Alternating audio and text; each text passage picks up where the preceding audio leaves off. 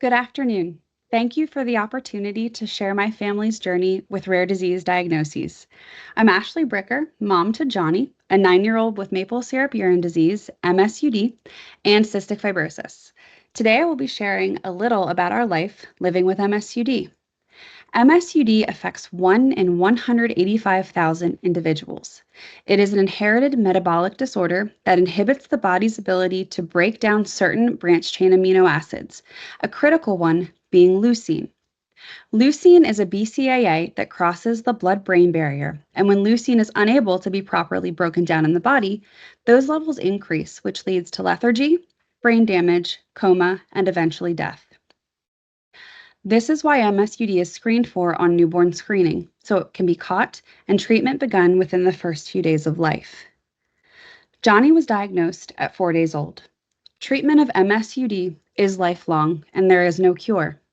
There are two main treatment options for those with MSUD: dietary management and liver transplant. Our family has chosen dietary management, so Johnny's treatment consists of routine blood draws that monitor leucine levels.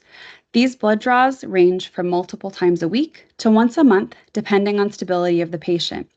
When leucine levels are elevated, patients are normally admitted to the hospital, and those admissions can last from days to weeks. We keep Johnny's leucine levels stable by maintaining a diet that is low in leucine and closely monitored by a metabolic dietitian who determines the amount of leucine Johnny's body can safely handle without going into metabolic crisis. We weigh and calculate every gram of food he intakes. Most of the foods Johnny is able to have are medical foods that have to be ordered online and are not covered by insurance. He also requires a prescribed metabolic formula where the BCAAs his body cannot tolerate are removed, and that is the main source of incomplete protein and calories for his body. He is required to drink this formula every day for the rest of his life.